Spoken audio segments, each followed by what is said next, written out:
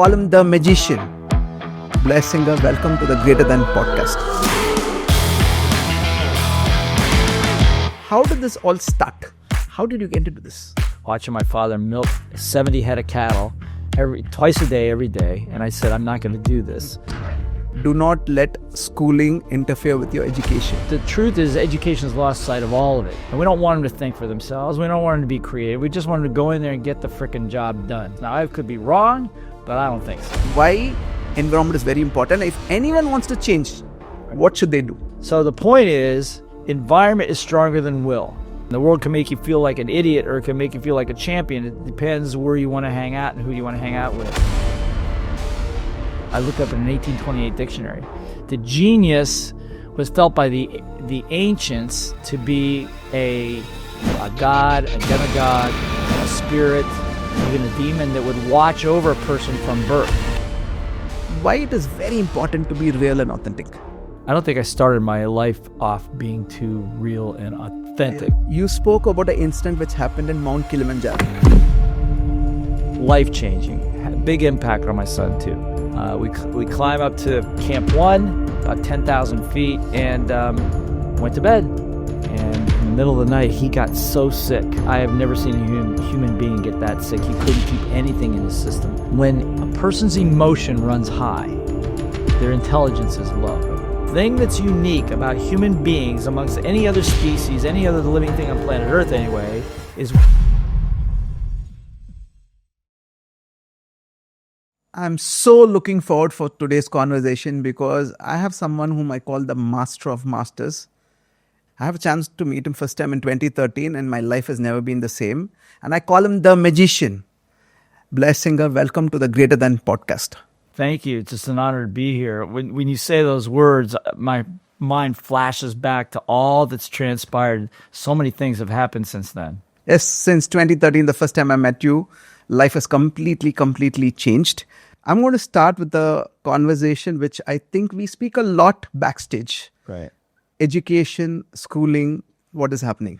And to give a little context, one of Mark Twain's very famous quote, which both of us really love, do not let schooling interfere with your education. That's right. Because people think education is school and university.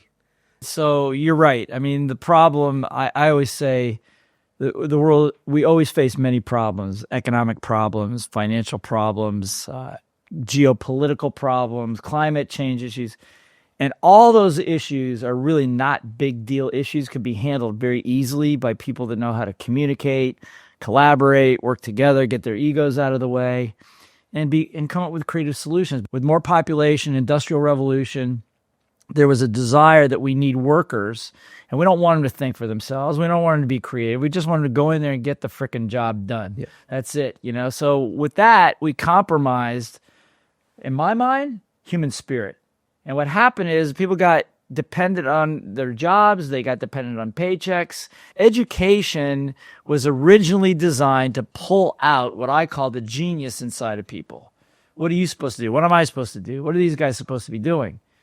I mean, I believe, the reason I love coming to India is because I really believe that we're here for a reason, for a purpose. Now, I could be wrong, but I don't think so. Yeah. All the evidence is that, you know, each person has a genius. And the ancients used to say that, if you look it up, I looked up in an 1828 dictionary, the genius was felt by the ancients to be a god, a demagogue, a spirit, even a demon that would watch over a person from birth, or watch over their family, their organization. And it was something that was given by nature, not something you had to earn. You know, one of my teachers, Bucky Fuller, used to say, he goes, you know, the tree doesn't have to earn a living. The tree doesn't have to pay the clouds for rain. Because only human beings do that kind of stuff. Anyway, I'm going off on that. But the truth is education has lost sight of all of it. It became a case of standardized education. You got to be able to read, you know, write. You need to be able to do basic communication. You need to show up on time. You need to be disciplined. All of that stuff. So the context or the environment of education was more important than the education itself. Yes.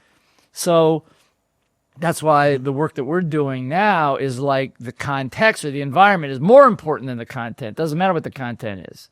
Are you bringing out genius or are you suppressing it? In the early 1800s, when the British came here to India and they hijacked the education system, prior to that, it was master, apprentice. You learn by doing. Your master would tell you what to do, and then you go out and do it and stumble and make mistakes and all that, and they'd watch you make mistakes, maybe laugh at you, and then, okay, so what'd you learn? Yeah. And I would do it again, until you obtain journeyman and ultimately master. And that was the process. But then it became an assembly line. Yes. To get so people technically, I'll talk about India because you've seen the world. Right. British came in, and the current education system, which is at least 50 years plus old, is from the British. And it came when Industrial Revolution happened, and they wanted to create workers. Right. And all they wanted was people to just follow what they tell, Right. follow the rules, do not ask questions, don't think. The most critical part, right? You don't think. And that's the education system we followed till now. And we have this conversation, right? Human beings actually operate in 4 different quadrants, right? Mental, physical, emotional, spiritual. And the education system predominantly focuses only on the mental side of it. The other 3 are completely ignored.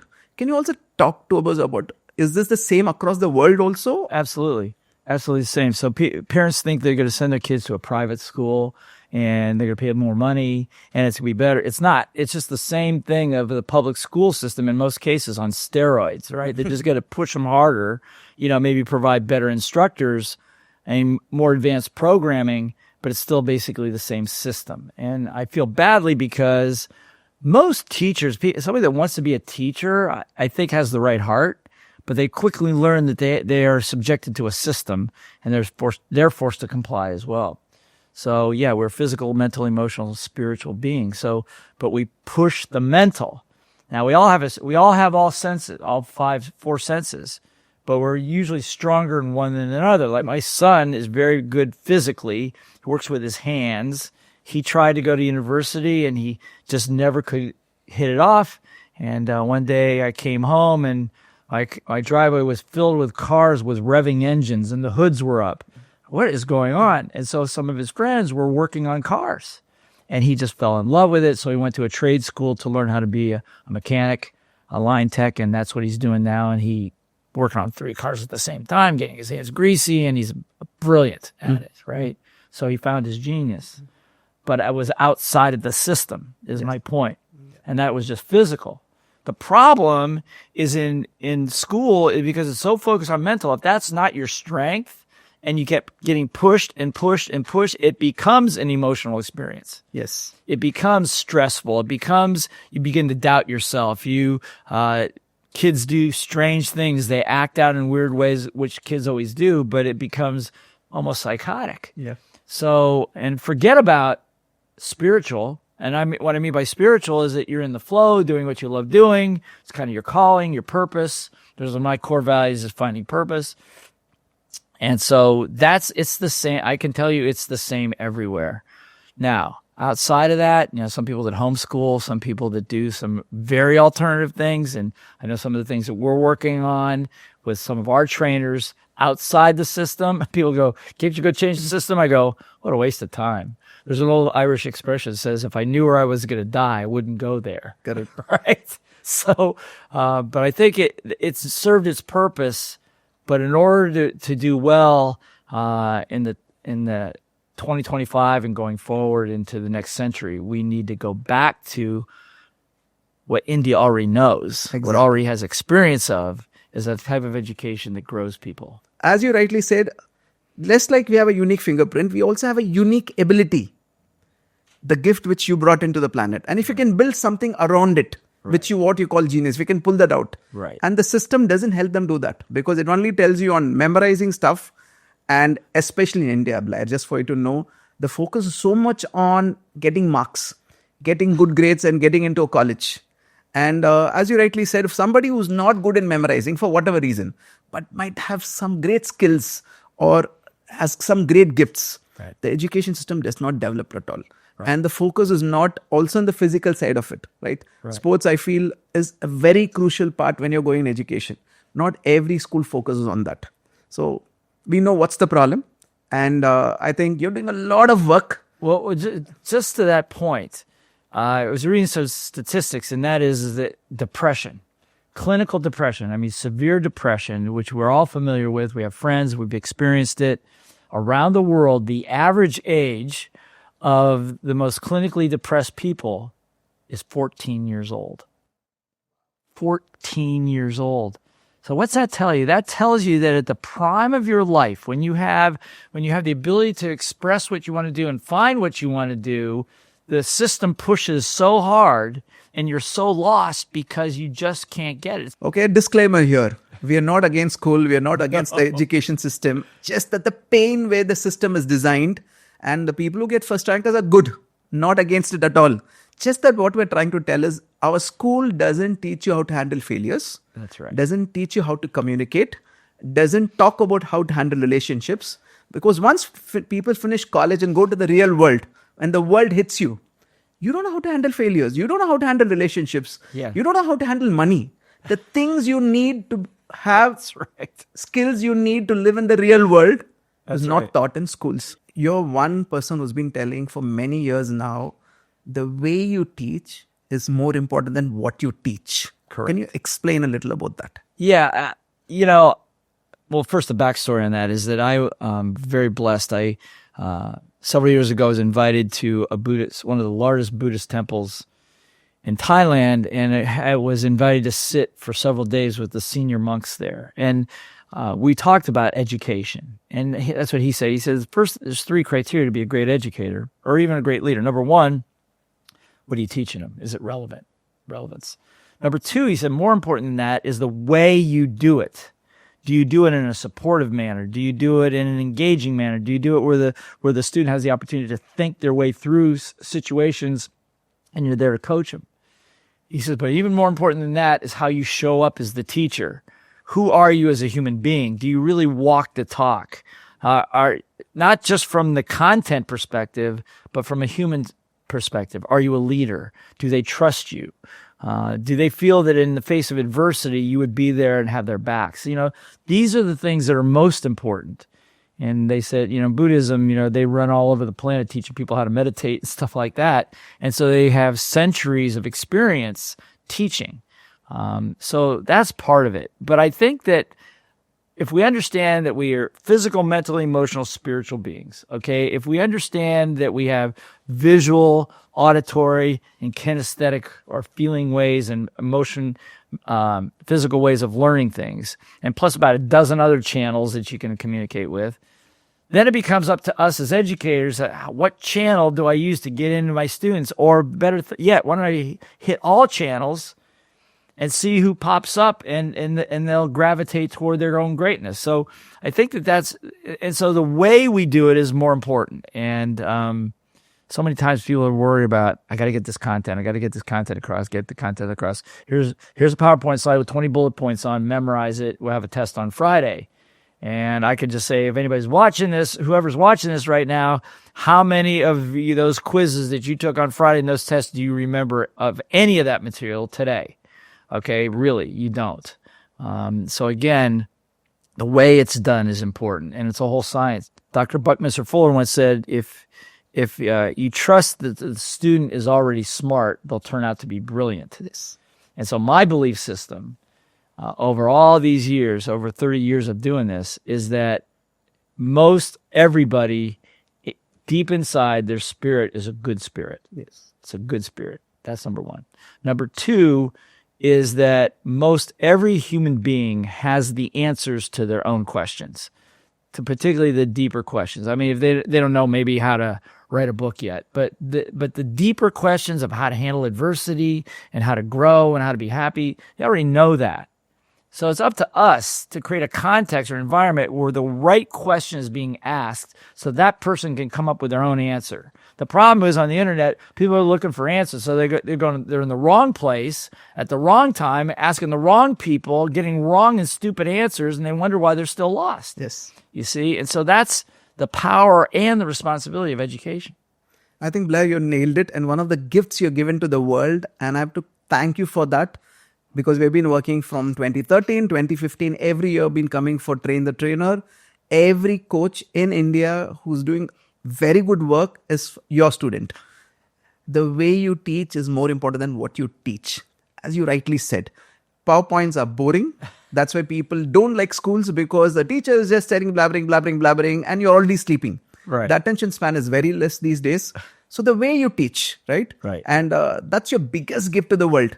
And thankfully, today we're creating a lot of impact in Success Gyan with all the coaches we work and all the coaches we create in the ecosystem who have learned from you.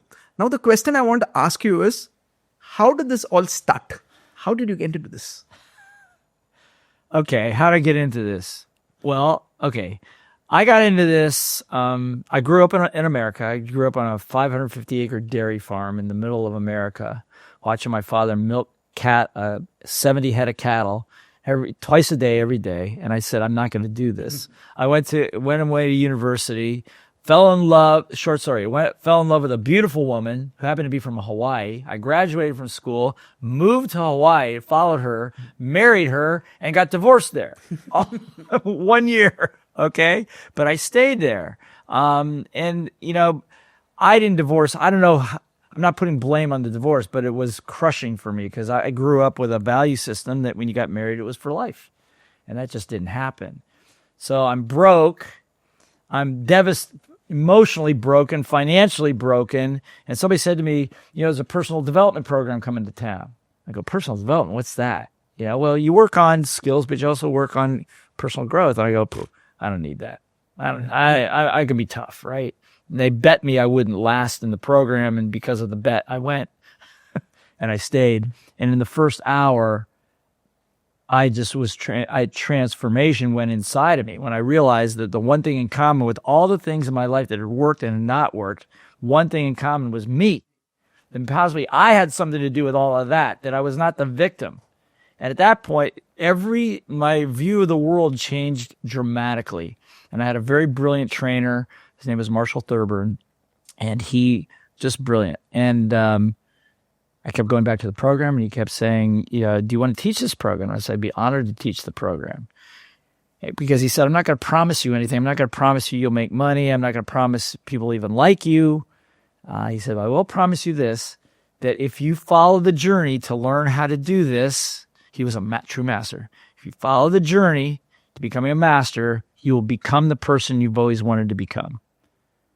And that was it. The hook was sunk and I was in. And it's been that journey ever since. So I just keep, and so obviously my genius, I don't know if you're actually given a skill, a genius skill. I think you're given, everybody has a view of who they want to become. They're not sure exactly what it looks like, but if you're watching this, I guarantee you, if I ask you, do you feel there's a bigger, better person inside of you? You're probably going, yeah, okay. So it's the desire to go after something in particular that's the genius. So that's how I got started in it, and I've just been so blessed. And I used to think, wow, I'm pretty lucky. But I come to the conclusion at this age is there's no such thing as luck. You're in the right place at the right time because you're supposed to be there. And going to the Buddhist temples, coming here to India, a place where a lot of this is already knowledge that the culture already understands, but it's been buried for a while. You know, maybe it was buried when Nalanda was burnt down centuries ago, but they burnt the books, but they didn't burn the spirit. It's still there. So we come here, and when we met before, but when we started really working together intently during COVID, you said, my mission statement is to create the best teachers, leaders, and facilitators in the world that change the way we live. And you said, we want to make India the training and coaching capital of the world. And I said, oh my God, this is like, what are the odds of having this conversation? Number one, what can we do with it? And the rest is history. And we trained tens of thousands of people to learn how to teach, how to lead. And that's my gift. That's my passion, But as we go down the line, what we find out is the people around us grow exponentially. They make more money, they're healthier, they're happier with their lives, things like that. And they learn whatever skill that they need to learn. Thank you, Blair, because I remember what your teacher told you, that irrespective of what you're going to get in life, the one thing I will guarantee you you will be proud of the person you become. Right. That's the same guarantee I want to give to everyone watching this podcast, irrespective of who you are.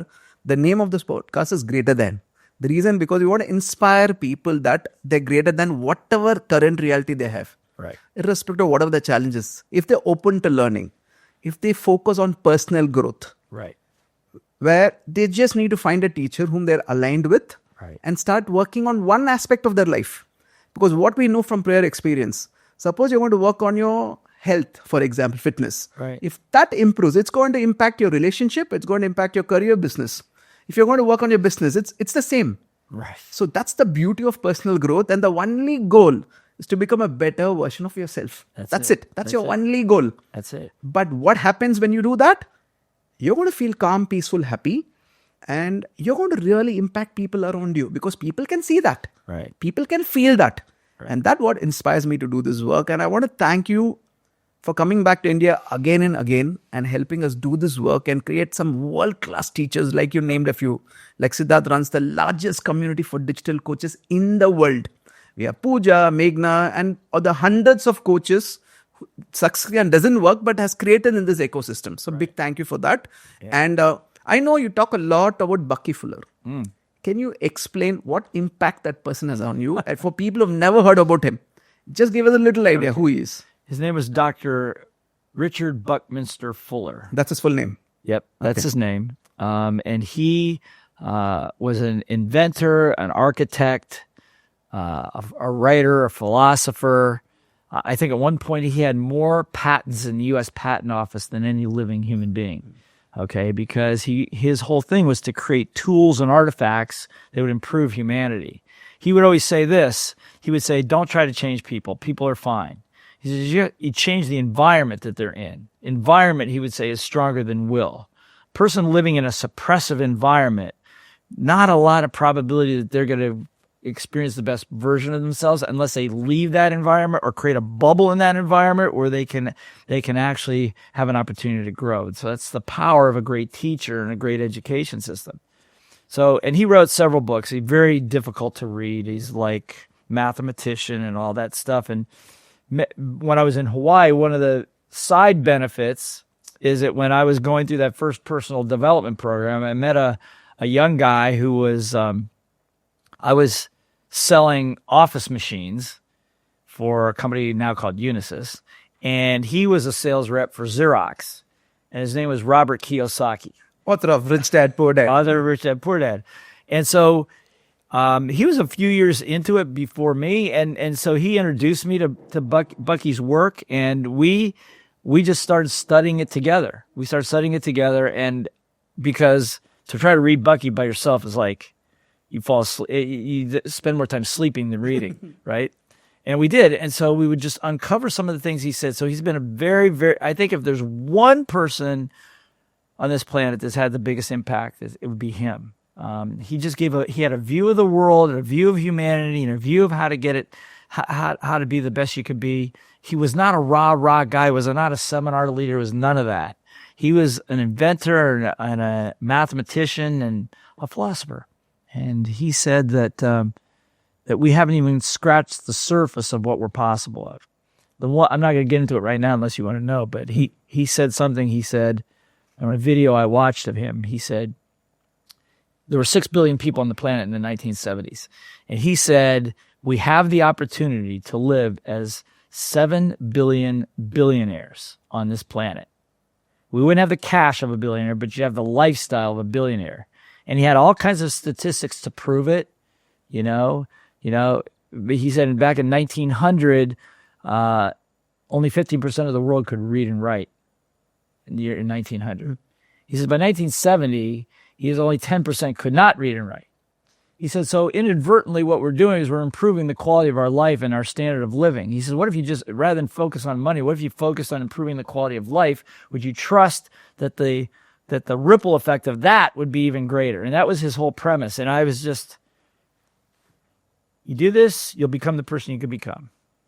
If we do this, this is the civilization we become. And those two things became my driving force through my entire life. And it's just always those two principles that keep guiding. He would say, what can you do as a human being to help speed the process? because he also wrote a book. He goes, Utopia or Oblivion. He goes, we have the opportunity to live at that standard of living, or we have the opportunity to obliterate ourselves as human beings. Yes. Either way. Yes. He says it's touch and go. He goes, but if enough people stick by their own integrity, not some other narrative, but an integrity that is true for them, he says, we'll make it. We'll make it. So that's the game, man. It's a big game. He's been a very, very big influence for you. Now, you told something very interesting. If you want to change in any aspect of your life, the first thing you need to focus on is change your environment. If the environment is conducive to where you go, that change can happen. Can you talk a little about why environment is very important? If anyone wants to change, what should they do? Yeah, well, that's the key. I mean, the key is you change the environment first, because you can give you an example. You go to a great seminar and you're fired up and you feel like you can conquer the world and do whatever you want. And then you go back home or you go back to your company, and all of a sudden that same suppressive environment closes in on you, and after a while you just kind of give up on what happened. You can't even remember it anymore. I mean, I give you lots of examples of that. So the point is, environment is stronger than will. What do? Well, if you're in a suppressive environment, then you need to either get out of that environment, number one, or number two, like I say, create a bubble. If you can't leave it, create your own sphere inside of it. So at least you have a place of protection where you play by your own rules. You're on your mission. You can feel good about yourself. You look in the mirror and you say, I like what I see, because self-esteem and self-concept is key in this whole thing. And the world can make you feel like an idiot, or it can make you feel like a champion. It depends where you want to hang out and who you want to hang out with. So that's part of it. And so that's why what I've decided to do is, rather than trying to teach people just how to have the life they want, at this stage of my career, my whole focus is focusing on teachers and coaches and leaders who are in a position to affect those environments, because there's 8 billion of them out there. But the class of people that fall into the category of true entrepreneurial leaders or as teachers and coaches is a very, very, very, very, very small number, which is good news, because you take a very small number with the right technology and they transform those environments, then all of a sudden all boats rise with the tide. So that's the business strategy. But again, sometimes that's like we talked about Siddharth.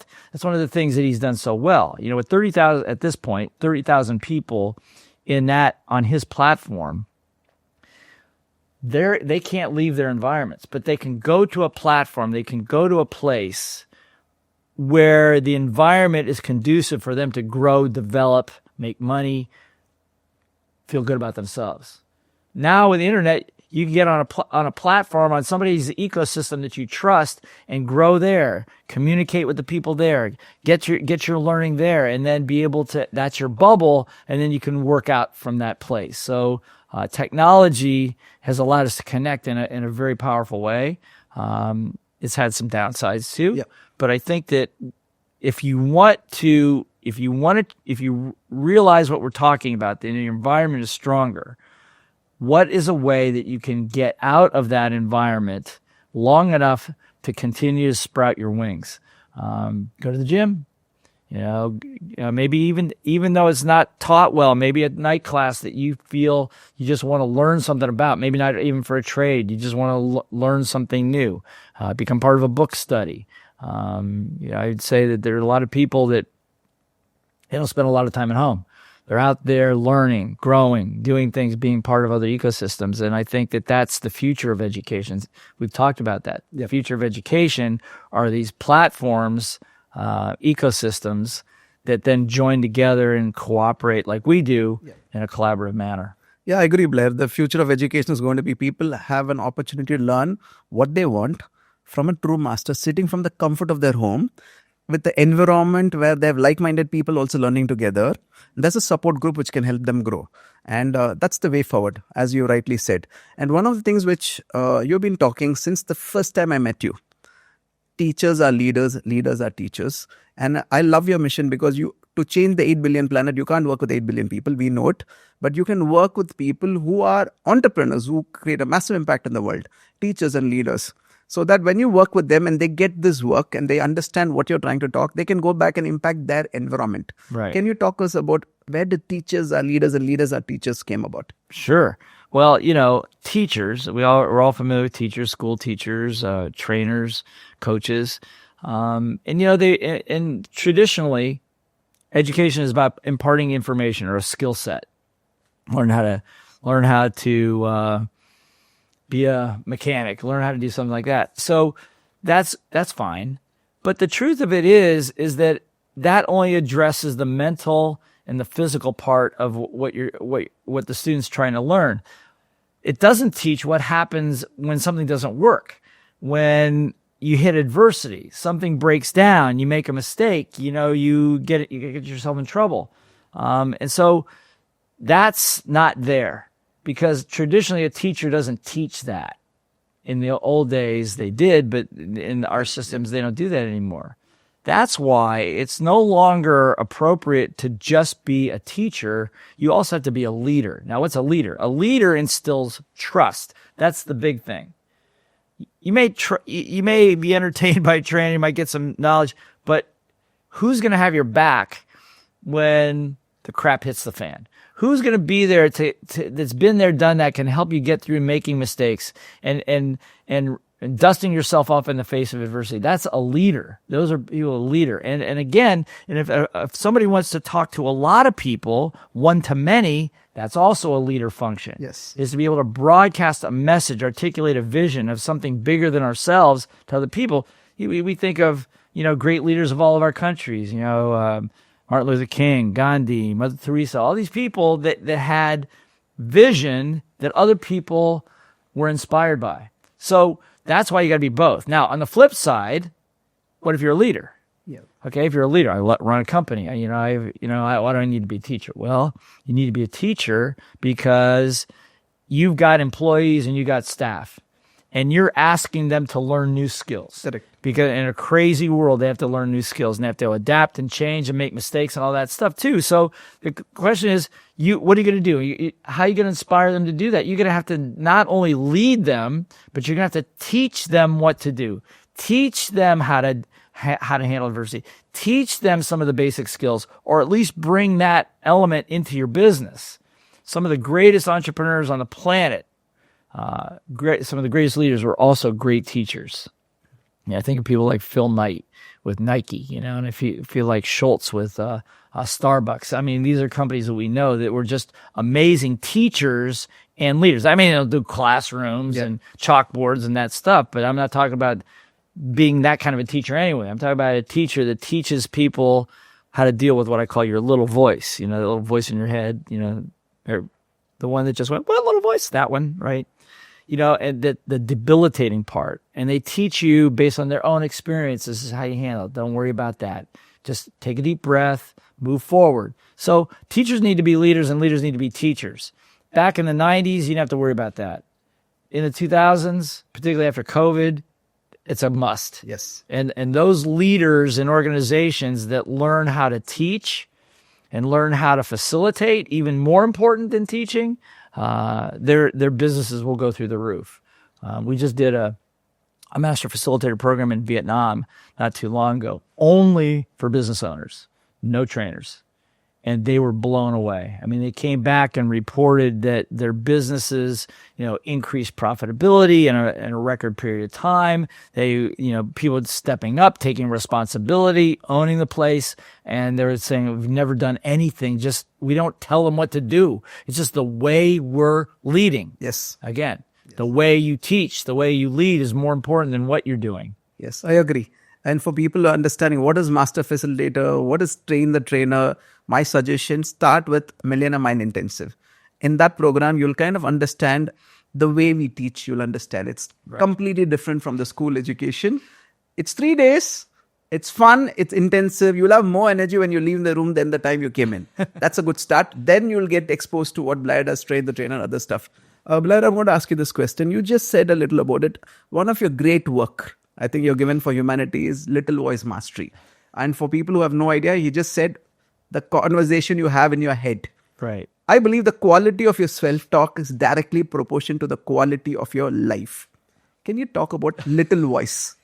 And sometimes you have more than one little voice, right? Yeah, 2, 3 at the same time. Yeah. Why mastering that is very, very important. Well, it's a whole chorus line up there. Okay, so what happens is that we face wins, we face disappointments, we face setbacks. And so what happens is this part of your brain, and I call it, it's public enemy number one. Public enemy number one is the little voice.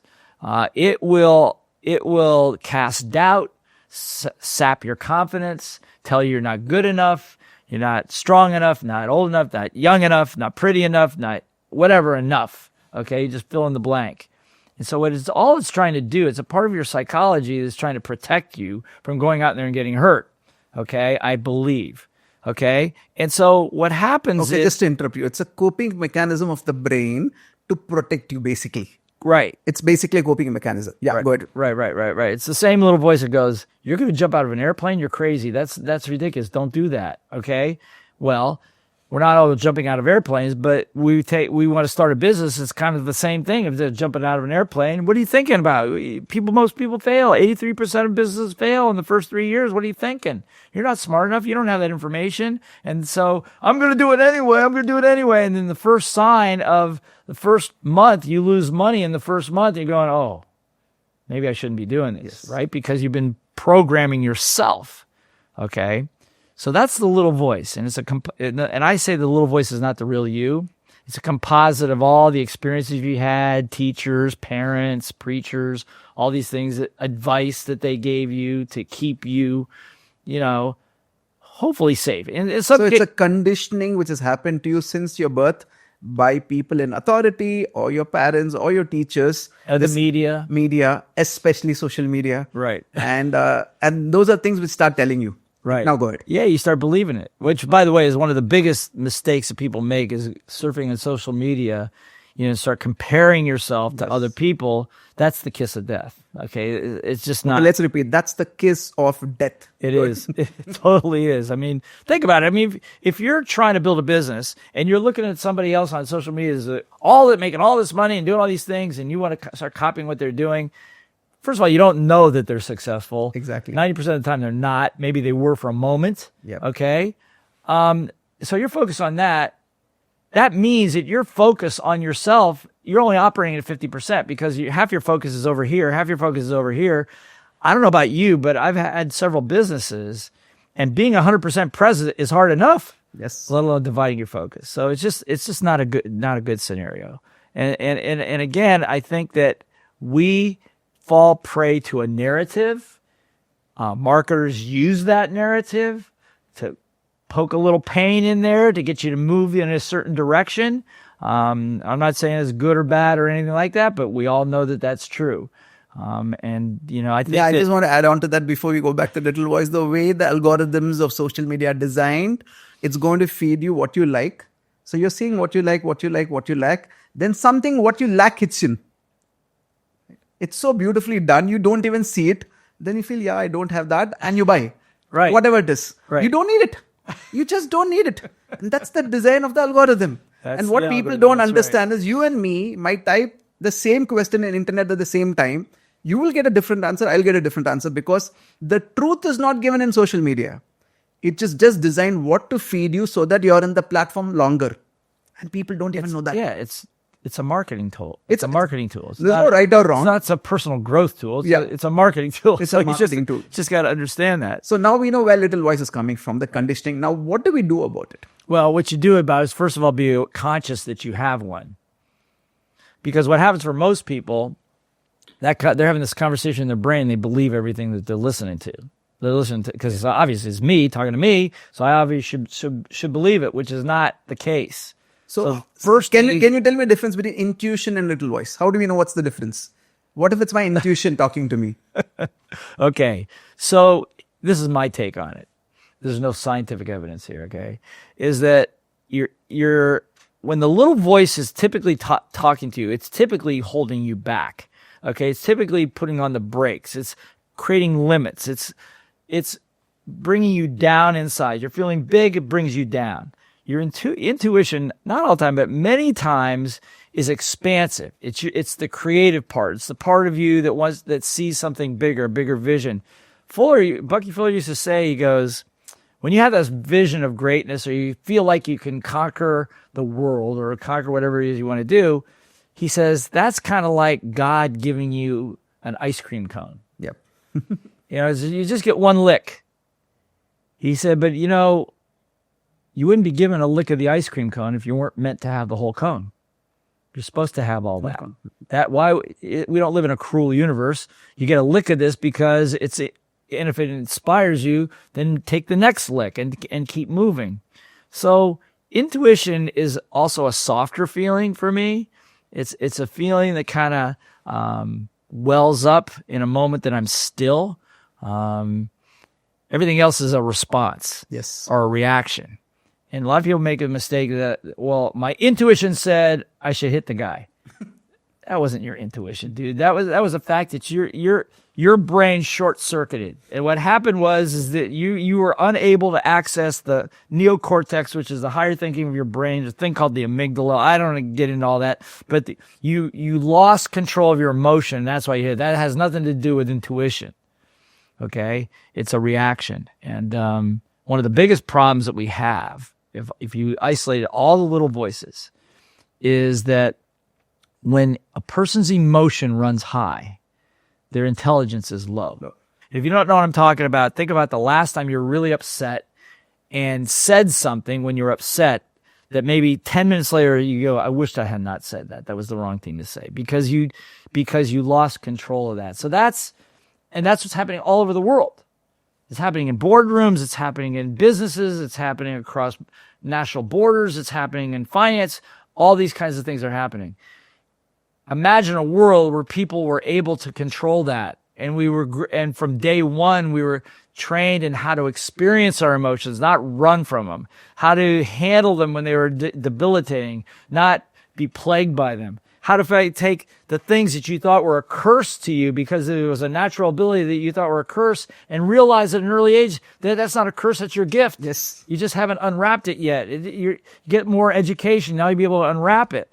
So all these things that I think we're learning now as human beings, and I'm actually my friend Robert, myself, I shouldn't say this on a podcast, but I will.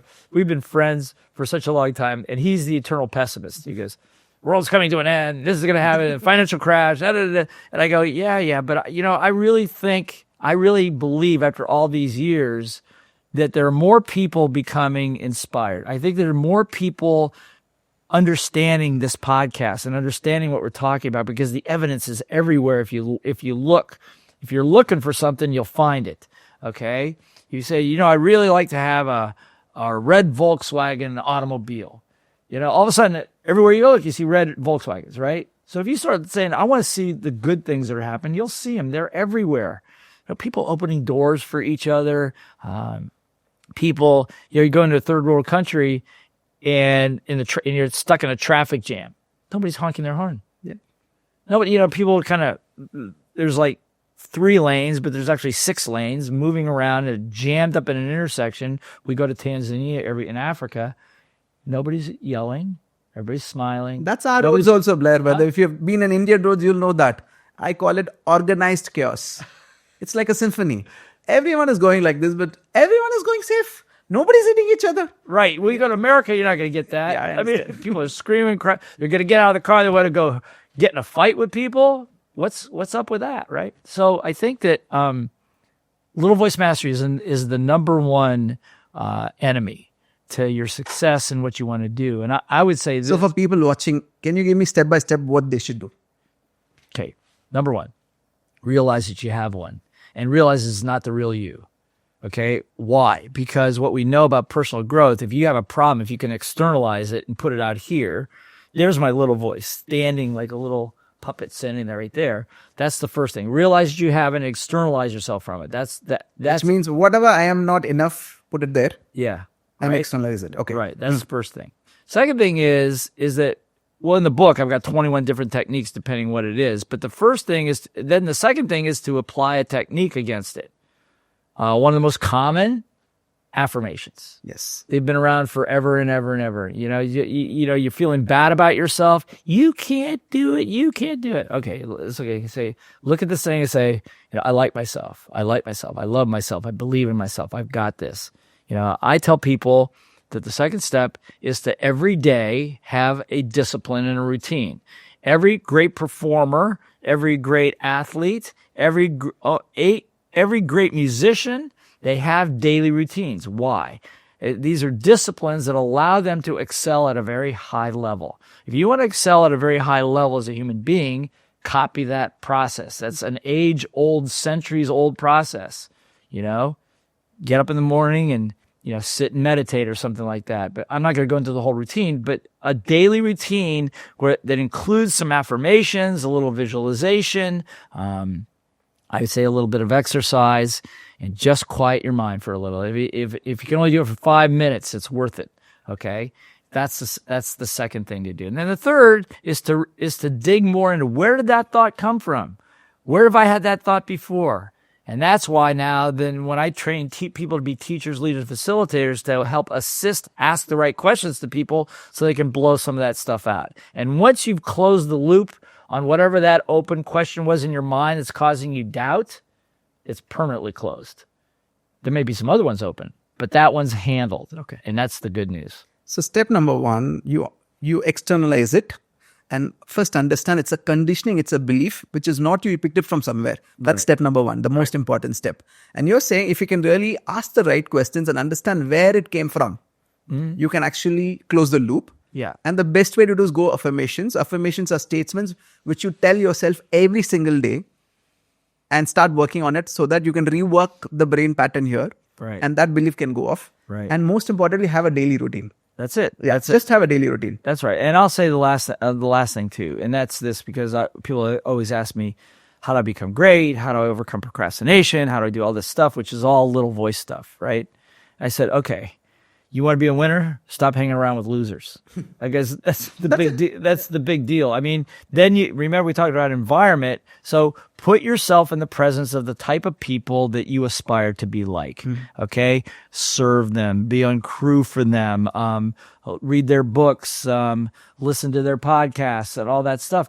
But not everybody, but the people that you gravitate toward, because as you open up that space that was preoccupied by the little voice, you want to now start filling it with the good stuff that says when adversity comes, rather than going, I don't think I could do this, that comes up and say, you got this, keep going. And at that point, now your whole life changes. I don't know whether you remember, the first time I met you was in Feb's in Singapore, 2012. When I came for a 3-day program.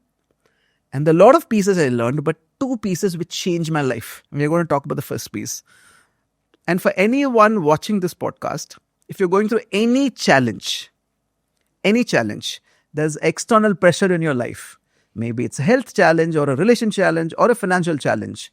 He's going to give you a piece which will change your life because it changed my life. Can you talk a little about perturbation?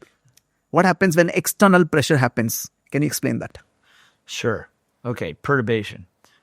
Okay, let's start at the top. Perturbation, the root word is perturb, which simply means to upset the status quo.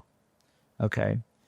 So what happens for most people is that when in the sign of pressure, okay, when perturbation comes, which is an upset of the status quo, it's a challenge, you're under pressure, okay, same thing, pressure, is that there's a tendency to do one of 3 things. First one is to run from the pressure.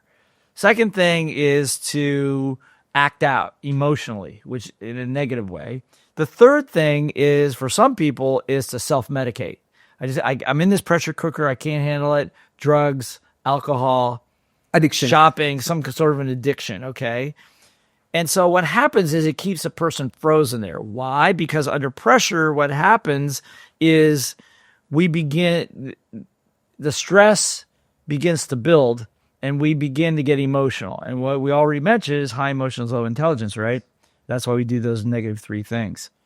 Now, there was a lot of research done about all this and a chemical reaction when that happens. In other words, when a tree falls in the forest, lies on the ground, it disintegrates, falls apart.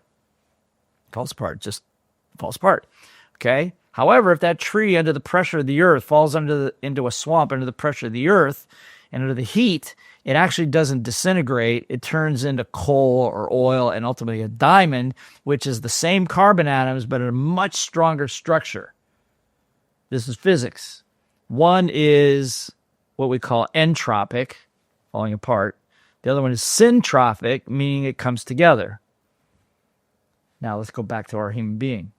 At that moment, under pressure, there's a tendency to want to blow apart, to run away. So that's why in the right environment, which we started this whole podcast with, in the right environment, there's support or acknowledgement, people there to support you. You got freedom to breathe, okay? That what happens is something else very interesting is that emotion may still come up. And if you have any kind of a clue as to how to manage your little voice, at least for a little while, something interesting happens. It evolves. You don't disintegrate. You don't blow up. You actually reorder to a more complex structure able to handle more pressure. Okay? Think about when you go to the gym. It's the same thing. You're working, and then ultimately, your muscles get bigger. You get stronger. You become more fit. You want to learn how to sell. Okay, objection handling. It goes after your number one little voice issue, the fear of rejection. But you practice it, you push on it, you don't want to do it anymore, you don't do it anymore, and all of a sudden you go on a sales call, boom, all of a sudden you handle the objection and you're a genius. And everything goes up from there. So that's nature, and that's how it works. So when we teach, I'm not saying that you got to make it kumbaya and happy camp at all. I'm saying is that pressure is critical to growth. Left alone, that tree will rot in the forest. We know people that retire or they don't take on meaningful jobs and stuff like that, and they begin to settle down. Well, what happens to their health? Typically, it goes away. Typically, what happens, they get cynical. They say could have, should have, would have, and their life expectancy shortens dramatically the minute they stop doing whatever they're supposed to be doing, right? So perturbation's key. So I tell people in my programs is that if you want to grow, it's not about avoiding the pressure, it's about seeking it. The worst thing that will happen is you'll make a mistake. And that is actually the best thing that'll happen. That's why when we teach, we typically put people into an experience where there's a high probability they'll make a mistake. Okay? But then now we got something to learn from. And now so we're teaching how to learn, but we're also teaching how to deal with the emotions that come with it, making mistakes. So perturbation has been kind of a trademark of just about everything that we teach and the way we teach it. That element's got to be there or there's no growth. Thank you, Blair, because Feb 2012, when I heard that, I finally understood this is how nature wants you to grow. Whenever nature wants you to go, it's going to apply pressure or a challenge has come. Because when I look back at my life, or anyone watching this podcast, when they look back at their life, whatever is one instant which really shook you, whatever it is, that has helped you grow. As simple as that. Because you took some decisions that time, or you did some changes to your lifestyle because of that. And because of that, your life has grown. So today, to the point where I welcome challenges. I get excited. Right. Because I know nature is telling me this is the time for you to evolve and grow. Right. And there's people watching this right now that do not get excited at all. Yep. And one more piece of evidence of that. And I would ask anybody watching, what is the reward for a job well done? You'll know the answer to that. Yes. It's a bigger job. A bigger job, right? So that's kind of nature in the universe. This is what Fuller would talk about a lot. He says the reason the goal that you're going after is never it, because once you get the goal, it's like, okay, well, now what? Been there, done that. So there's a bigger mountain. Yeah. And it may not be more money. And it may be, I really need to now work on my health. Yeah. Okay. Or I really need to work on my relationships at home because I've neglected those. So I'm not saying what the bigger job looks like. It doesn't have to be more money necessarily. But that's just kind of how human beings are built. We're built to grow. Yes. There's a lot of scientific evidence around that we are built to grow. And when we perceive we're not growing anymore, we get checked out. Exactly. Okay, literally. And so I love it because I love to grow. I love taking on challenges. They drive me crazy. I get stressed out. I yell and scream and call myself an idiot sometimes. But you know what? I know when I'm at home and things aren't going right, I'm under pressure and things are hitting the fan, I'm like, yeah, rah, rah, and my wife whistles. Yeah. I go, why are you whistling? Why are you so happy? She goes, I've known you. We've been married 36 years. She goes, every time you start acting like this, I know something great is going to happen in the next 48 hours. So she's learned that piece on perturbation. She's learned to trust it sometimes more than me. Yes, Blair, but I want to thank you for that piece, because I think that piece has actually helped people to understand this is the way of life. This is the way of life. The way we were designed. Exactly. This is how you're designed, and nature wants you to grow. And the only way you'll grow is when a challenge hits you. That's right. So Fuller would say, a bumblebee has its wings and its sticky little body to do what it does. And that's its gift. Its gift is it cross-pollinates while it's going for honey. So what's the gift of a human being? Well, he says the thing that's unique about human beings amongst any other species, any other living thing on planet Earth anyway, is we solve problems. Yes. We're problem solvers. We're built to solve problems. Even as an infant, we figure out a way to crawl across the floor. We figure out a way to stand up. We fall down. We get up. It's just built into our systems that we learn by trial and error. We learn by trial and error. And so I always thought it was very interesting that the thing that we hate the most, problems, is what we're the best at. Yes. The thing we hate the most, which I don't want any more problems, but that's what we're best at. And that's why the universe keeps putting us in a position, giving us the body, the mind, and the faculties that we have, not to torture us, but to help us grow. Right. What is our bigger job? I don't know. All I know is that I just keep going for how can I help the most people? Fuller also said, the more people you serve, the more effective you become. The more people you serve, the more effective you become, and that's exactly what you do. And that's exactly why India is gifted to have Success Gyan, to have you there, because you own it, you know it, you're not afraid of it. And I've seen very few people out there in the world that embrace a challenge the way you do.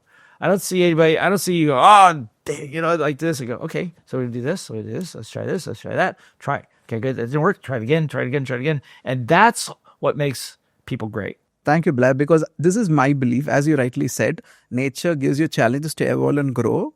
There's one more piece. Nature will only give a challenge which you can handle. Right.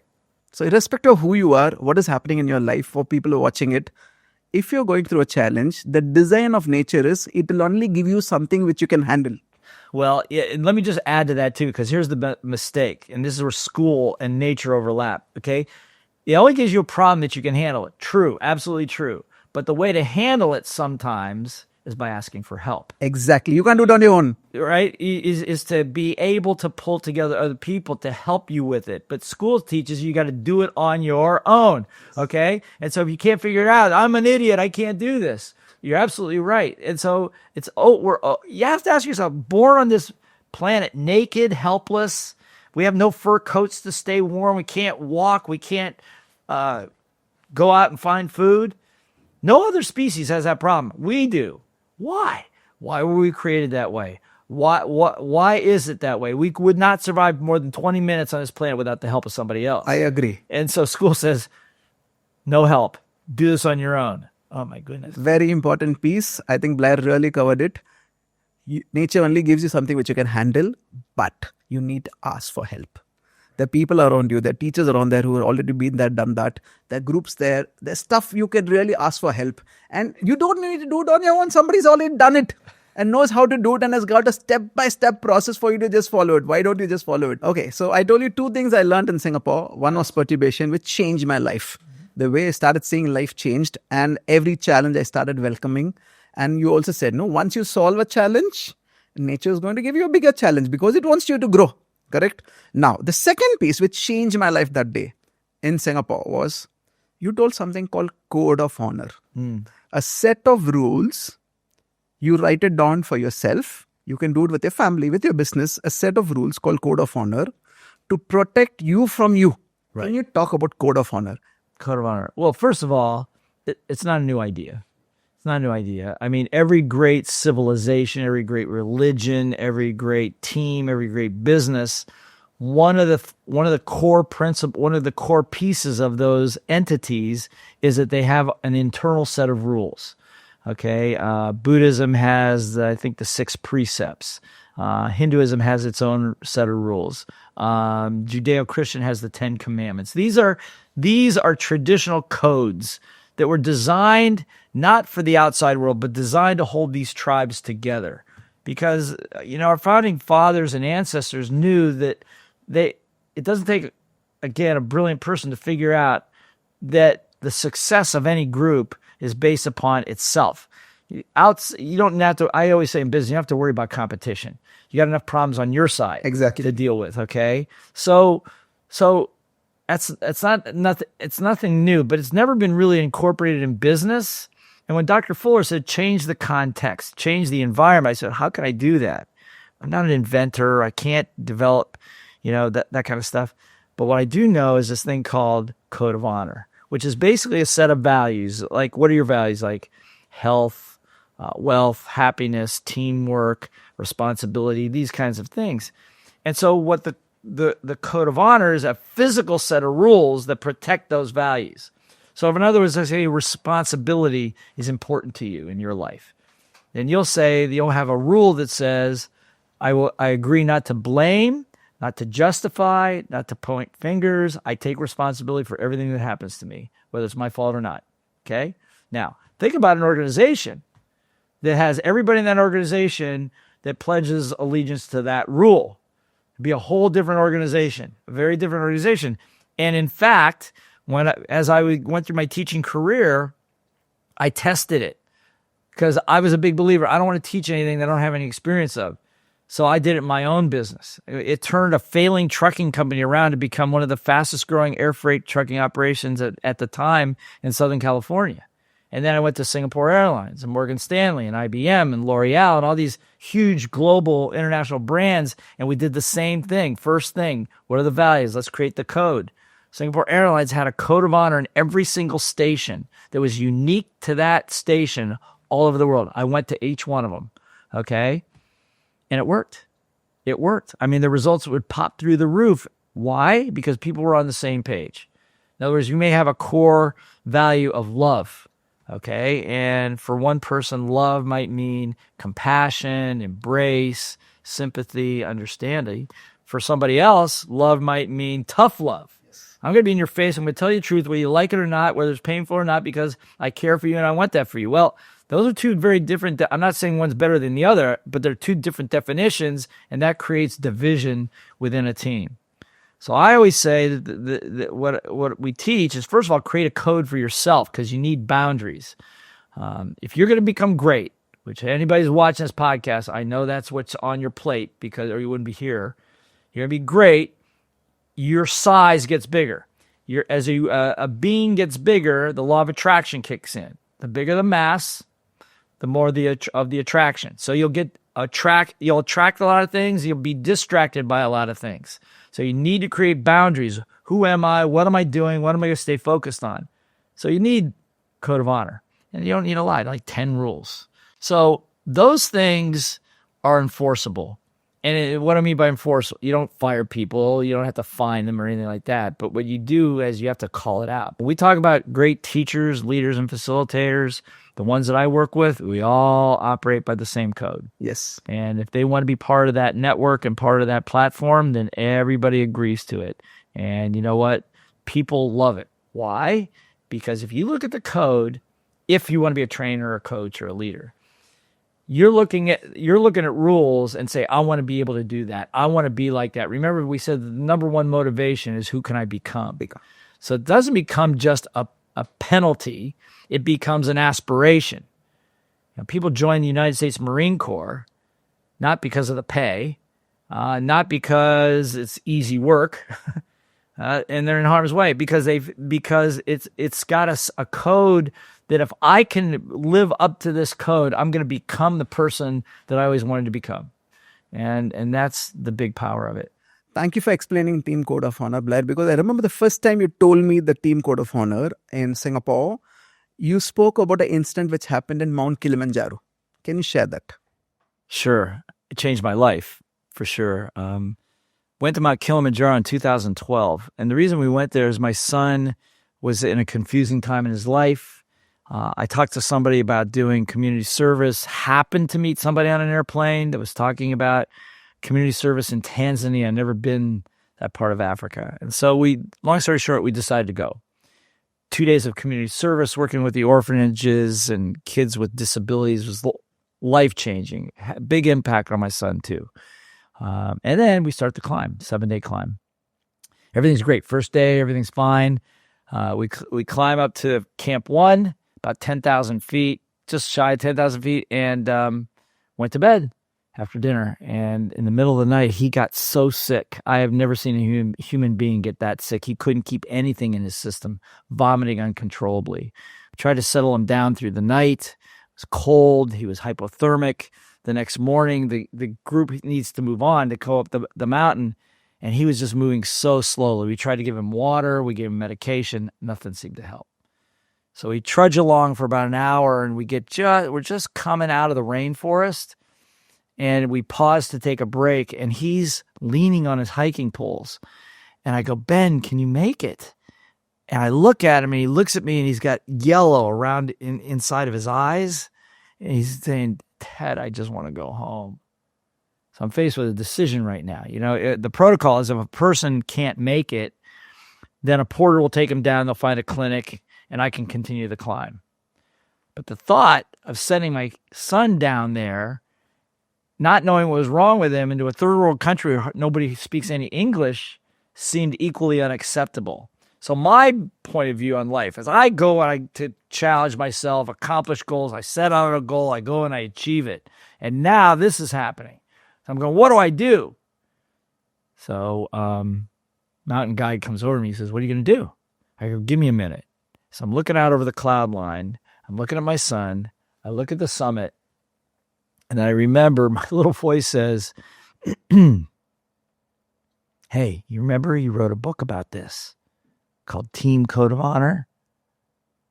Never abandon a teammate in need. Okay. So at that point, the rule, the Code of Honor, overrode my emotion. It was strong enough to hold me in place to make the right decision. I said, I'll take him down. So with the porter, we went down, took him to an infirmary, IV needle into him for 18 hours, putting fluid back in him. He's passed out most of the time. In the middle, and there were only 4 beds in the place, 2, and they're all massage tables. 2 were empty. He lays down in one. I lay down in the one next to him. About 5 o'clock in the morning, I hear,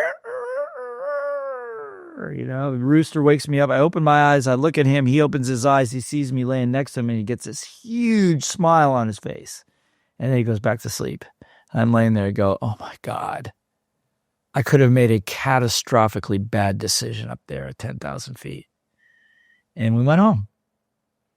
Thought I'd never come back.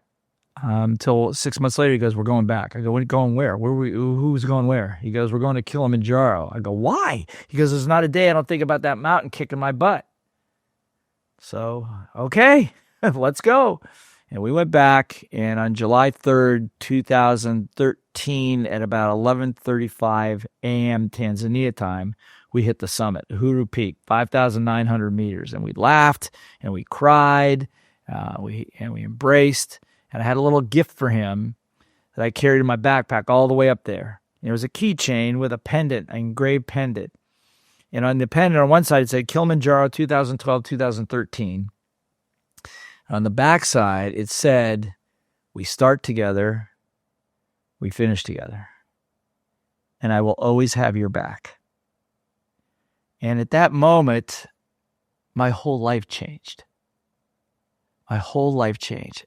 I realized in an instant at the top of that mountain, there were things more important than mountains. It's called love. There are things that were so fleeting, so instantaneously and gone. It's like the relationship with my son. And I had been treating it so casually. And I just sat there thanking God for whatever it was about that code of honor that saved me from myself. I could have made, the whole scenario could have been totally different. So I learned so much about myself, and my relationship with my son became so powerful to this day. Wherever he is, wherever I am, he knows I got his back. And it's just a great feeling. And so that's why I go back, because every time I go there, that mountain teaches me something profound. That was the most profound, for sure. I learned how to be a real father, not just talk about this is what you do as a father, right? But it teaches me something important about leadership, about my purpose in life. What am I supposed to be doing? Why am I here? Why am I doing it again? And I really have clear vision, clear intuition about what I'm supposed to be doing. And so I feel I come off that mountain bigger, better. And the people that I take there, same thing. We all come off bigger, stronger, more directed into what we're doing in this life. And but none of it would have happened without that one rule: never abandon a teammate in need. One statement can change a person's entire life, and the environment of that mountain that puts you up against it, that forced the decision. I just wanted to tell you one more thing, Blair, before I go to the next question I have for you. Thanks to your code of honor, I work with Praveen, my brother, you know very well. We are partners in the business we do, co-founders of Success Gyan. And we have a very simple code of honor. Because in our business, we get to meet a lot of people who come up with a lot of opportunities, a lot of business propositions, some very, very attractive. Just come and do this, you'll get it. Our code is very simple. No matter how attractive it is, no matter how lucrative it is, if it is not in line with our value system, with education, which we love doing here, we won't even look at it. It's a simple code. Good. And it's protected us. It's really protected us. Basically, a code is you write down things which are aligned with who you are. And when shit happens, when pressure happens, you just need to look at it. These are the things you already decided. And this kind of protects you, puts the boundaries on, and really safeguards you. Oh my goodness. So true. So thank you for really creating this team code of honor for us. And for people watching, in case you want, you can pick up the book. It's called Team Code of Honor. Also go to Blair Singer, a website, and you'll find details about it. And I'm going to ask you the next question. Yeah. Purpose. Because the world is talking a lot about purpose these days. And I remember you said something long back when we met backstage once. If you're doing what you're supposed to do, you're spiritual. The universe is taking care of you. The universe will take care of you. Exactly. Right. Can you talk about purpose? Sure. Purpose. Purpose. It's the why. It's why you do what you do. It's assuming that you're capable of something much bigger than you. In my case, purpose is very simply, why am I on planet Earth? Why am I here? Why do I have an existence? Now, there's some people that it's not that imperative to them, and I understand it. They're looking to be able to provide means for their families and things like that, and it's not in the forefront. But once that gets handled, and education should be able to help you handle that, the natural place for the human brain to go is to go to the next level. Remember, we said the reward for a job well done is a bigger job. So it's a higher awareness. So most people will get there sooner or later in their lives. And so why am I doing this? What you talked about is that when you get bigger and you get more good, you get better at what you do, your beingness gets bigger, your presence as a company gets bigger, so the law of attraction now kicks in, so more is attracted to you, therefore the distractions are bigger. And that's why the code of honor is so important, because it keeps you focused on your core purpose, your core values. So when that happens, then you got to start asking yourself, what am I supposed to be doing? What is here? And that's where the genius comes from.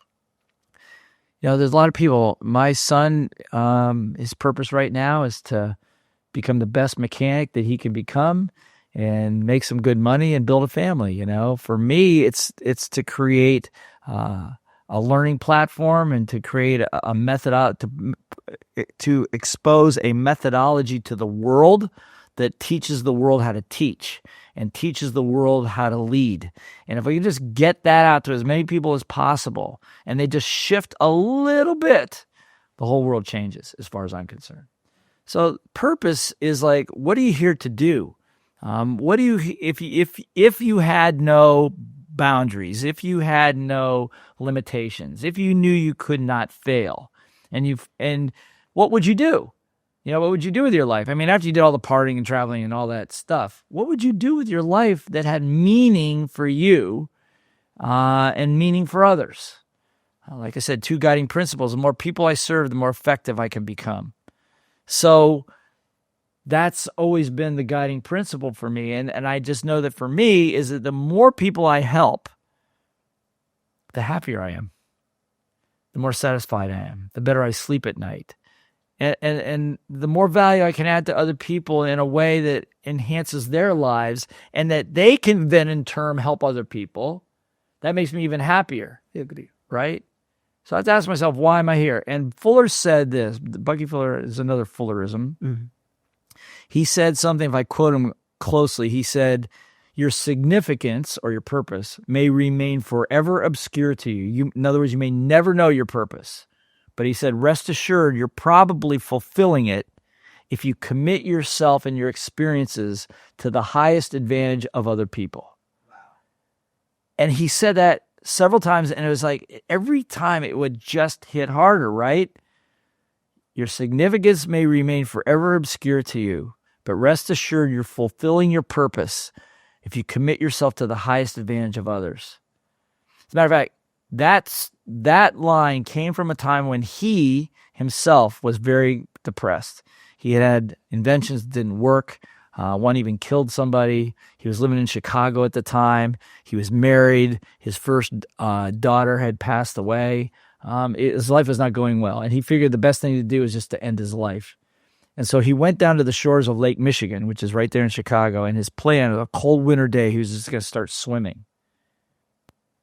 Just to end his life because he had been such a failure. And he was about to do that, and he's standing in ankle-deep water, and this little voice or big voice comes to him and said that to him. He goes, you don't belong to, he said this, you do not have the right to eliminate yourself.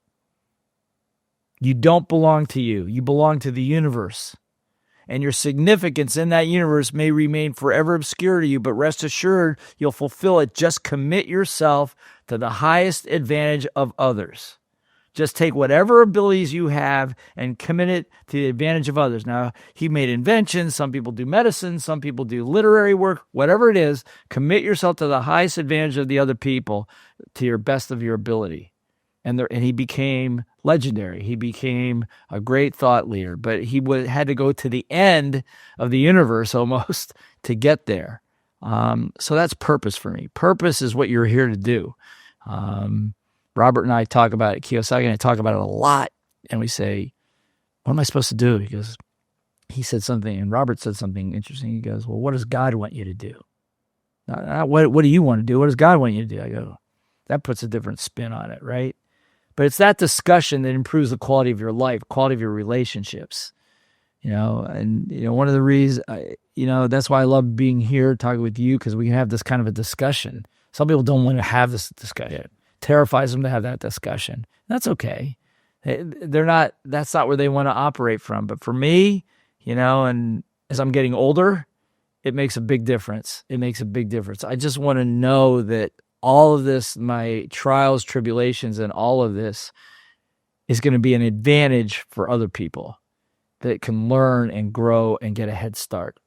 I agree, Blair. I also have a take on it because some people ask, I don't know my purpose. I don't know what to do. So for me, I have a take on this. I always say that, okay, instead of going behind purpose, can you please identify what you love doing? Find your passion. Because because what you love doing is you can do 24/7, you'll never tire out, you'll never burn out, right? If you can figure out what you love doing, your passion, and if you can build a profession around your passion. Right. Step number 2. So you'll find your passion, build a profession around your passion. Eventually, you'll find your purpose. That's my take on it because I know today one of my calling is to make India the coaching capital of the world, training capital of the world. It was not always like this. 2012 when we started Success Gyan, when I met you first time, it was a different thing. But I just went behind, built this ecosystem, had coaches, and I started loving what I do. Both of us can do this 24/7. I know this podcast can go for 10 hours, 20 hours, and we can go on talking because we love what we do. Right. And eventually this came up, India coaching capital of the world. And I have no idea from where. Now, that is the reason why I wake up every single morning now. So for people, if you don't know your purpose, don't worry. Please find what you love doing. And if you can figure out a profession, some people ask me this question. So then, I am in something which I don't love doing. And you're saying you find out what you love doing. For them, I know you need the money. Sometimes you have to do it, whether you like it or not. But can you find some time and still do what you love? Maybe it won't give you money, but still do that, because that gives you a balance, and eventually you might still find your purpose. Okay, that's about purpose. I'm going to ask about something which I feel you embody it, because something which I learned from you, how to be real, how to be authentic. Okay, and it makes a big difference, because I really believe people connect heart to heart. When you are real, authentic, people can feel you, and it lands at a much more deeper level. Why it is very important to be real and authentic? Well, two parts to that. I mean, the first thing is, I don't think I started my life off being too real and authentic. I agree. It's the same here. I mean, as a kid, I would tell lies to my parents, keep myself out of trouble, just try to follow the path of least resistance and stuff like that. But I also found out as I started to go into the workforce, I started to work, that if you lie, it's very difficult to correct a lie. Okay. And that I found myself getting myself in trouble because of things that I said and I did that I really didn't do and say and all that kind of stuff. And so it's just like, wait a minute. The best solution is just go to the truth. Just be true. And when I made that decision, it was like such a relief of freedom. People might not like what I say. So what? Okay. It's not going to stop me from saying what I want to say. And I think that people remember we talked about little voices being public enemy number one. And the number one of the number one is your fear about what other people think about you. I mean, there's no question about it that the number one fear for humanity is fear of being rejected or fear of ostracizing and just being excluded and not being liked. And people will do anything. Wars have been fought over this. It's like to be able to be accepted, be seen as. And so what we do is we compromise who we are in order to make that person happy with us. When the truth of it is, they just manipulated you. Okay, they just gained control over you. Just gave your power away to somebody else in order for them to like you, which they probably didn't even make any difference whether they like you or not. So that's the nasty part of being authentic. I think that the problem in our world is that everybody's got a narrative. Every government's got their own narrative. Every company's got their own narrative. Every influencer has their own narrative. This is what you should believe. You should believe this. You should believe that. You should believe this. And I think that what we end up with is a polarized world. These guys can't talk to these guys anymore. Okay? Nalanda, we talk about Nalanda. Nalanda was one of the first residential universities in the world, but what was unique about it is the way they taught, right? So is that people came different disciplines, astronomy, agriculture, medicine, religion, all this came together, right? And the whole purpose of debate was to come to a new truth. It's not me being better than you or you being better than the other. That was not it. The whole idea was that you would come together and we would argue our points of view to seek a new truth that was beyond what either one of us had come up with, which was, that's awesome. Basically, we argue to find a bigger truth. To find a bigger truth. Yeah, that's right. But now it's changed. We argue a point to set up our own camp. And in order for me to be right, I got to make you wrong. And in order for you to be right, you got to make me wrong. And so we have a whole world that's at each other's throat nonstop. Yeah, if you really want a glimpse of it, you have to watch 9 p.m. Indian television, Blair. I don't know whether it happens outside India. 9 p.m. Indian television, 5 people shouting at each other. Nobody is hearing what other person is saying. And everybody wants to score a point. And they'll say whatever they want to score the point. So it happens across the world also, right? Yeah, it happens everywhere. And I have to ask yourself, well, so why do they do that? Because there's a perception that if I can win, I'm going to feel better about myself. If I can gain command and influence and shut somebody else down, I'm going to feel good about myself. But the truth of it is that's not what happens. Because you're never going to win. And the other part of it is, how good do you feel knowing that you won at somebody else's expense? That I had to get this guy to lose in order for me to feel good? I mean, how long is that going to last until that starts eating you up and somebody else does it to you? Now you got to get better at it. So it becomes this upward escalation problem. I think that the evidence is that we just need to learn to treat each other better. Okay? I mean, there's 8 billion people on this planet. 8 billion. I mean, in the 70s, there were 6 billion. I mean, the amount of people on this planet, I think the evidence says that we're supposed to work together, not annihilate each other, make each other wrong. Okay? And so that's a core skill, and that's important. And the easiest way to do it is just to be honest, to tell the truth. I mean, we were talking about it earlier. I mean, how many years have we been working together? Almost 13 years now. 13 years. Do we have a contract? No. No contract, right? And you don't have contracts with any of your trainers, right? Why? Because if what you see is what you get, and we can trust that in each other. And if a problem comes up, if I do something that is displeasing to you or out of line, out of ethical line or code of honor, you're going to tell me about it. I might not like it, but I'm gonna hear it because I trust you. And then we correct and we move on. But it's not like that. It's like people make up half truths. They take somebody's speech out of context, cut and paste, and so in order to formulate somebody else's opinion. I think that anybody watches this podcast, the best thing, as Fuller would say, the best thing is to maintain your own integrity. Speak the truth. Be true to yourself. Be true to your thoughts. Your thoughts may not be correct. They may get you in trouble, but then you'll correct them. Yes. You'll correct them, and you'll hang around with people that will tell you the truth. Think about this. You want to have a lot of people around you? Okay? If you're going to keep making them all wrong, how many people are going to want to be around you? Correct. Nobody. Okay? So you'll end up by yourself anyway. So I think that being real and being authentic is what people want. How do we know this? When we do programs, somebody goes to the front of the room to share, and they tell the truth. And sometimes a little emotion comes up, and everybody in the room is like, why? Because they love it when they see it. Yes. But they are terrified to do it themselves. Correct. Right? So that's the big challenge. And I think that that's why I come back to environment. As long as if the environment is safe and people know that there's no penalty for being authentic and being yourself. And you might even find out that what you thought was a problem with you is actually something other people admire. Then all of a sudden it becomes easier and easier to do that. And it's easier to teach our kids that. Mm-hmm. I agree, Blair, because what you say is the more you're real and authentic, people will feel you and easy to communicate. I've been seeing for more than a decade now. I feel you're more healthier than I met you before.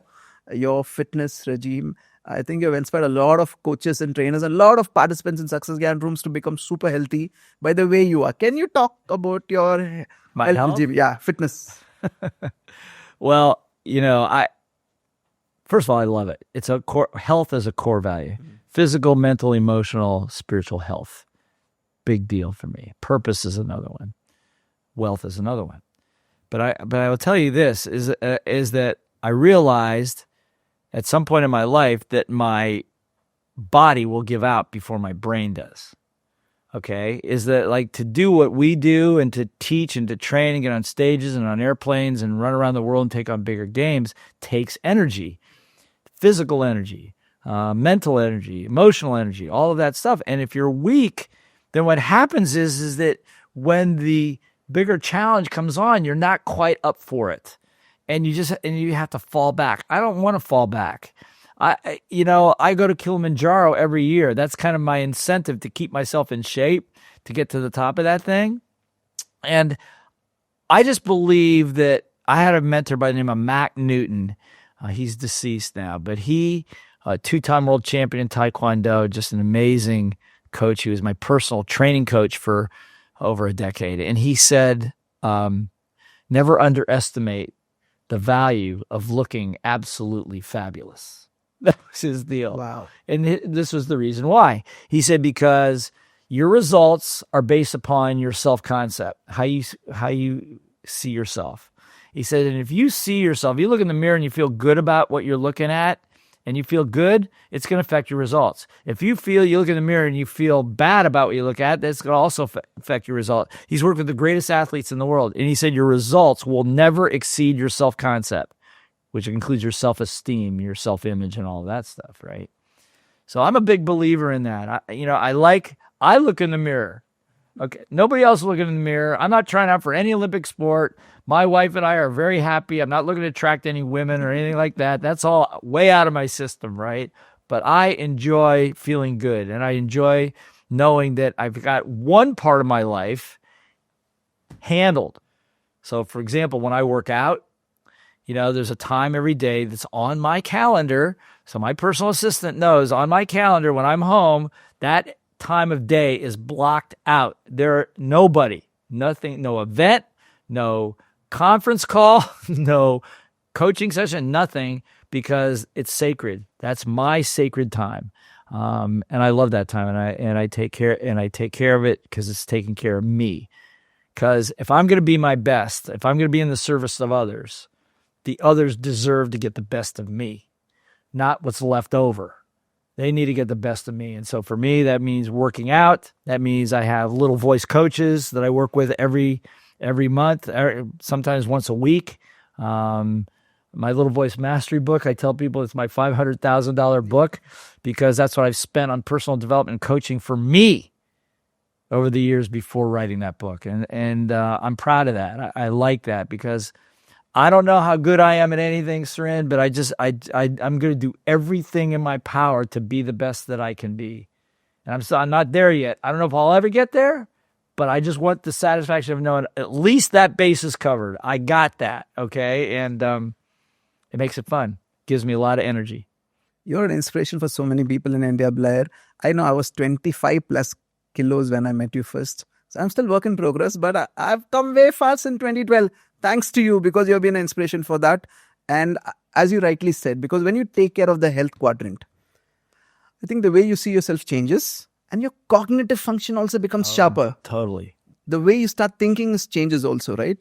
And as you rightly said, can you talk about a little self-concept? Because I love what you said.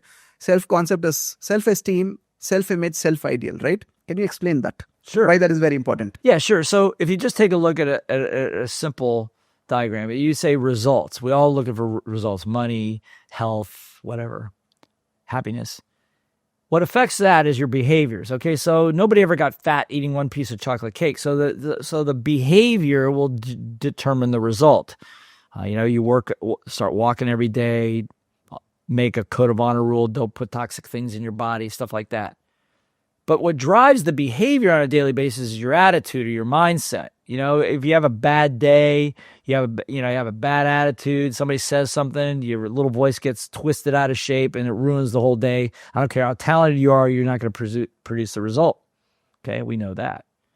But under all of that is your conditioning, where you grew up, and your belief systems that we are constantly in this business challenging, looking at, reprogramming, that kind of thing. But in the middle there, something called your self-concept.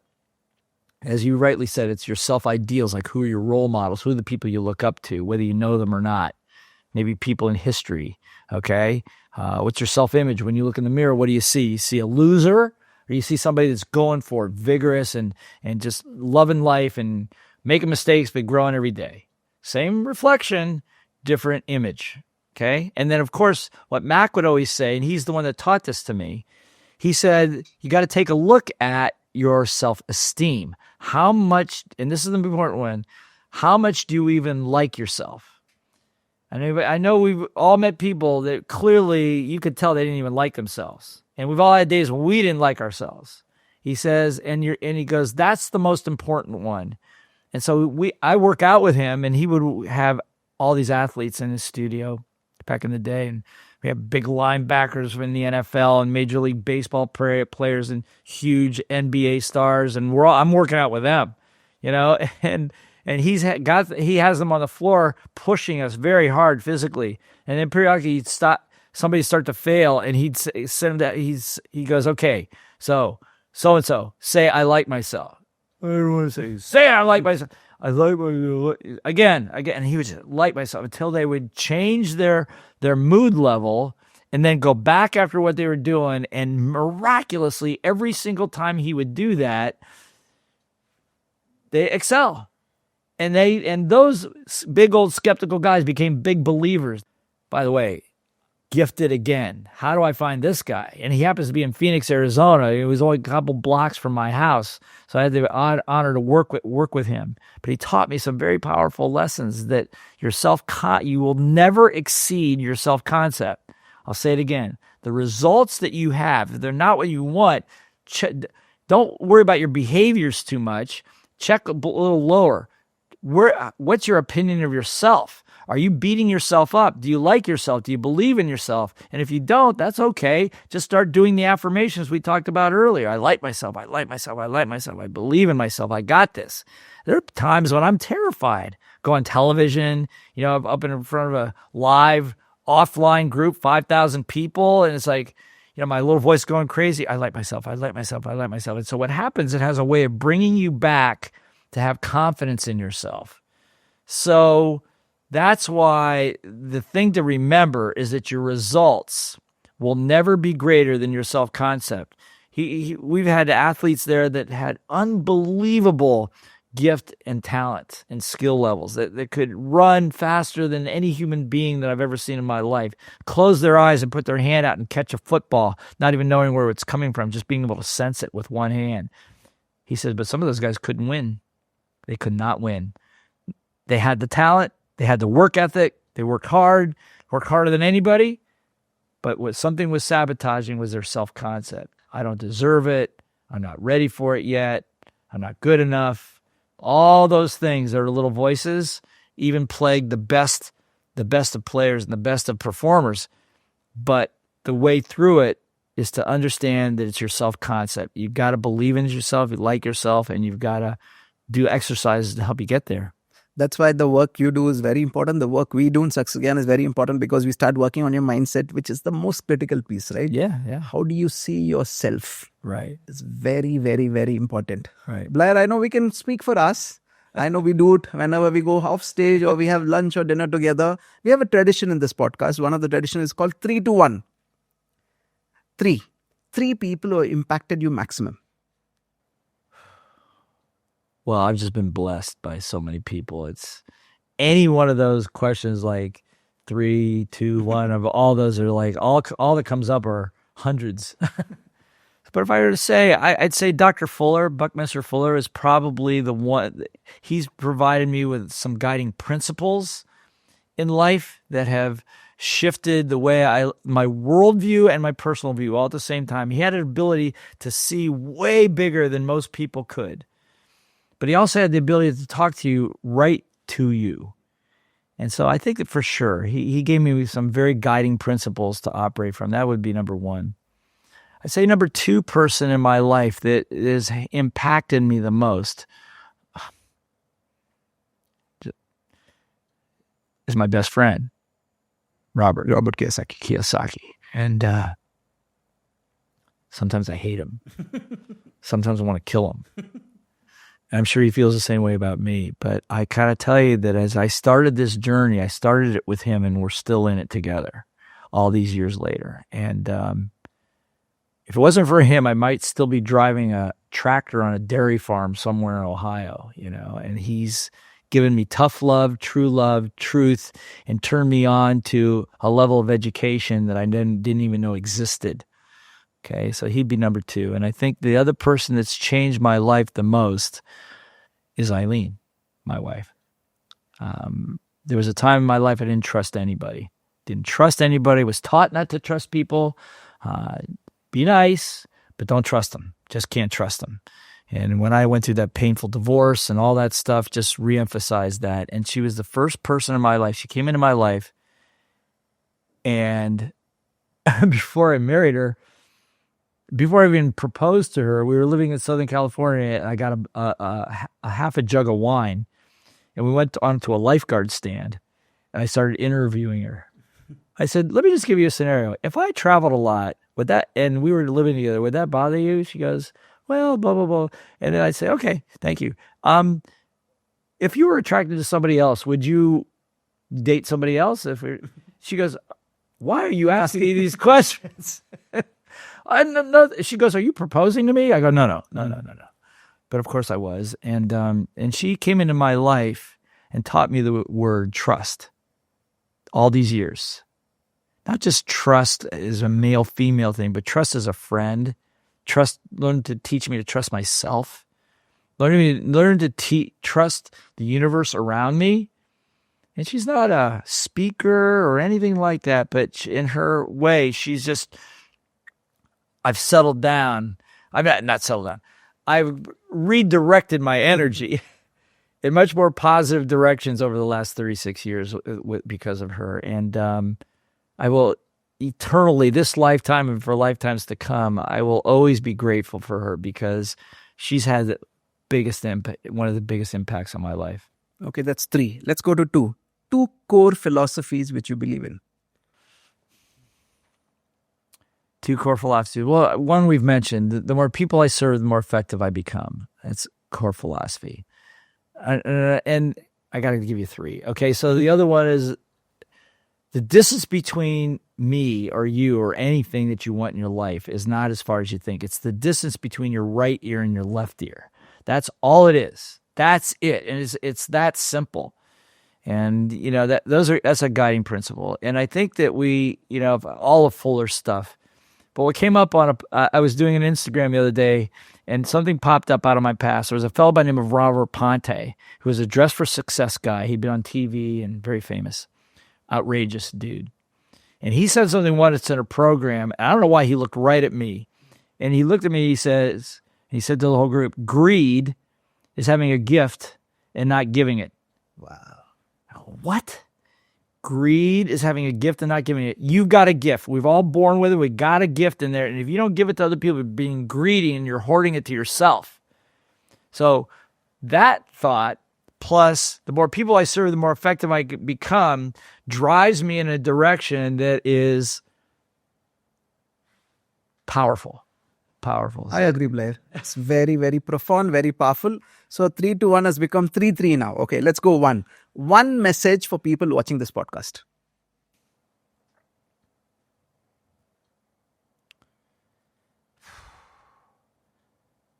Well, the one message that everybody should have is that you have a reason for being here. And the closer you get to it, I just give you what Bucky said, you may never know your purpose, but if you just commit yourself to the highest advantage of other people, you'll get there.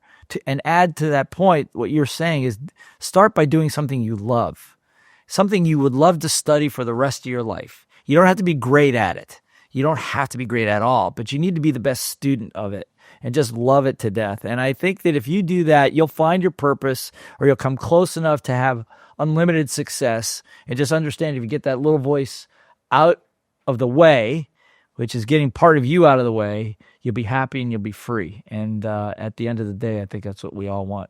I agree, Blair. And for people watching it, I know he refers a lot about Dr. Bucky Fuller. Since I met him in 2012, I started trying to read his stuff. I can't understand his stuff. So don't go try reading his stuff. But thanks to you, you've taken his message and simplified for mortals like us. Right. So that we get that message clearly. We have one more tradition in our podcast. Yes. You are a big believer of affirmations. We are a big believer of affirmations. So we have these bands of affirmation bands. Mine says, my purpose is greater than me. Okay. So we have a box here. It's a set of bands. Can you choose one which you feel you're aligned with? And you need to wear it for us.